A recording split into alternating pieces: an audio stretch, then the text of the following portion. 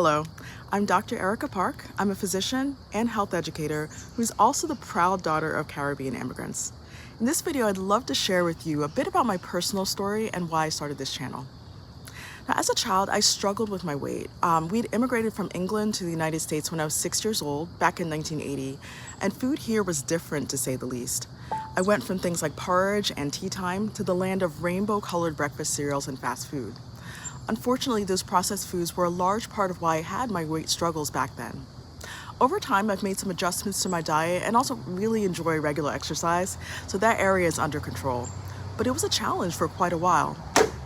We also had a lot of relatives that still lived in the Caribbean, where my parents are from originally, and I was blessed to be able to visit them in the summers when I was a child. When we traveled there, I saw elders living into their 80s, 90s, and beyond, many of them still strong, active, and full of life. They were eating fresh, homegrown foods, cooking with herbs, and moving daily.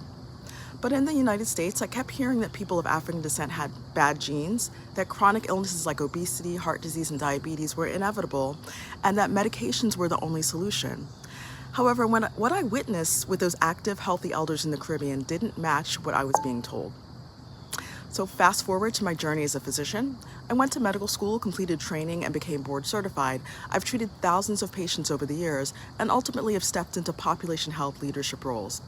But even with all that knowledge, I saw the same thing again and again. The healthcare system focused on medication and procedures, but not on the everyday foods and lifestyle practices that truly build health.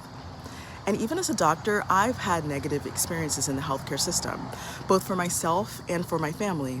Times when I had to advocate fiercely to make sure we were heard, to make sure we received the right care. That taught me on a very personal level how important it is to speak up and how broken the system can be when it doesn't see the whole person, their culture, or their community. So on the one side, I had my family's traditions, the Caribbean elders I admired, the cultural wisdom that told me food is medicine. On the other side, I had a medical system that sometimes dismissed those traditions, ignored history, and blamed genetics for everything.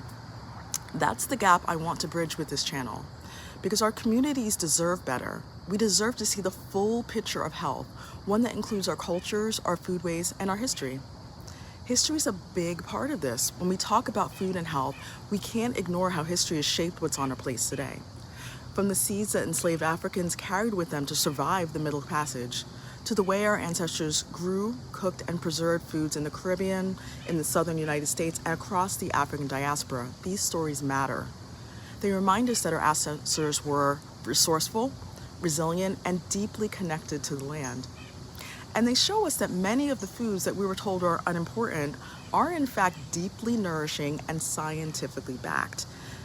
This channel is about reconnecting with that history, looking at the wisdom that was always there and pairing it with modern science so that we can all move forward together stronger.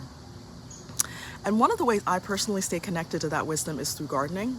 I've been gardening for more than 15 years. I grow a lot of the classics like tomatoes, basil, and lettuce, but I also grew food that aligns more with me culturally, such as callaloo, lemongrass, pigeon peas. I do this right on my property in suburban New Jersey. Gardening is a true lifesaver for me. It keeps me grounded. It reminds me that food is medicine, that healing starts with the soil, and that even beginning with just a tiny pot of herbs can reconnect us with our roots. So you'll see that sprinkled throughout this channel. I'll be sharing not only the science and the history, but also what it looks like to actually grow some of these foods, to put our hands in the soil, to nurture plants the same way our ancestors did. Because growing your own food can be part of the solution too. So there's several things you can expect on this channel. We'll talk about practical, plant-dominant recipes and food ideas rooted in the Caribbean and throughout the African diaspora. We'll have scientific breakdowns, evidence-based, peer-reviewed research explained simply, so you know why these foods matter. There will be historical and cultural storytelling that puts our food and health back into context. We'll have gardening tips and examples from my 15+ years experience of growing, showing you how to bring these foods into your own space. And we'll have honest conversations about navigating healthcare today, especially for people of color, where advocacy and empowerment are key. This isn't just theory for me.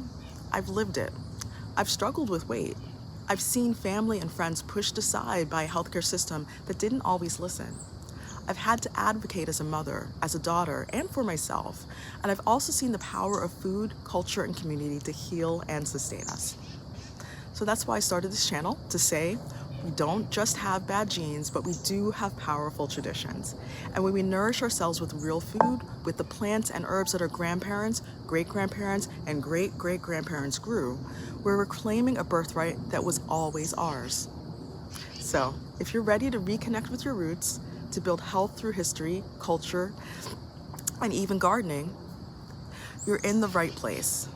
Be sure to like, subscribe, and share this with a friend. Together, we'll begin to rewrite the story of health for ourselves and for the generations to come.